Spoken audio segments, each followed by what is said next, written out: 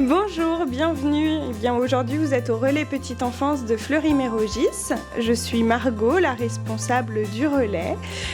Ici, on accueille les assistantes maternelles et les enfants pour des temps d'accueil, soit au relais dans cette salle ou alors au gymnase pour des ateliers motricité.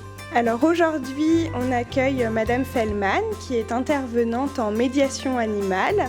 Elle vient proposer un atelier car on a un projet pour l'ensemble du service petite enfance. Elle intervient tout au long de l'année dans les crèches et au relais petite enfance avec Moustache et Caramel de lapins auprès de qui les enfants peuvent faire de la médiation animale.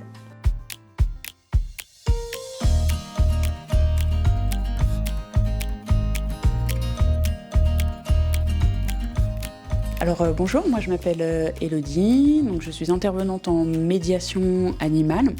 Donc j'interviens avec Moustache et Caramel qui sont les deux lapins qui travaillent avec moi beaucoup dans le cadre de la petite enfance, de l'aide sociale à l'enfance aussi. Elles travaillent un petit peu aussi avec des personnes âgées en EHPAD.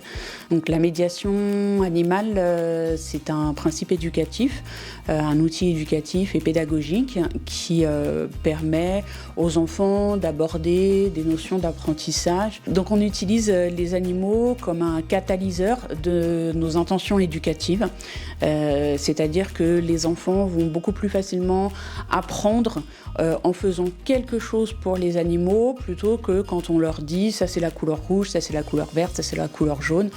Moi ce que je fais c'est que je leur fais préparer à manger pour les lapins et je leur dis vous mettez dans l'assiette verte, vous mettez dans l'assiette rouge ou dans l'assiette jaune.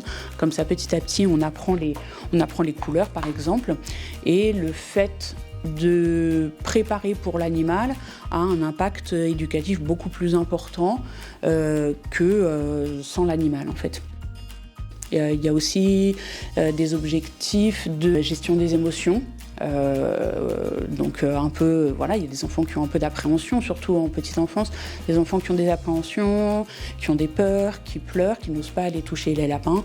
En général, en fin de séance de 45 minutes, les enfants ont au moins osé s'approcher des lapins, faire une petite caresse, etc.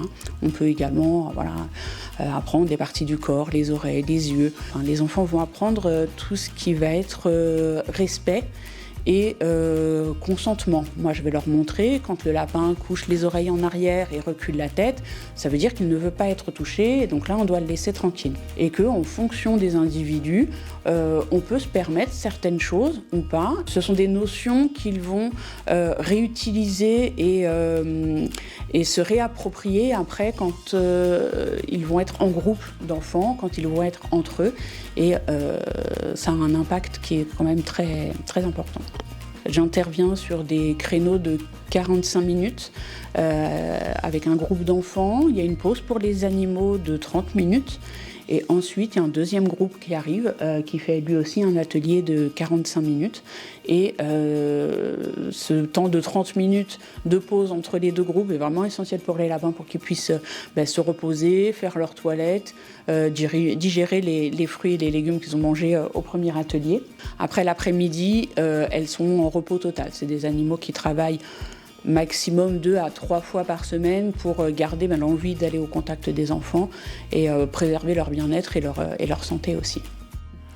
Alors c'était une séance avec des enfants qui étaient très calmes, très apaisés, très curieux aussi, qui ont réussi à aller toucher les lapins et à comprendre et respecter un petit peu les consignes. C'était pas mal pour une première séance avec les lapins. Et oui, on est sur le tout début du projet pour cette année, donc c'était la première séance au relais petite enfance. Il y en aura d'autres également dans les crèches de la ville et les enfants vont pouvoir continuer à découvrir Moustache et Caramel et ils auront aussi le plaisir de découvrir des poneys juste avant l'été.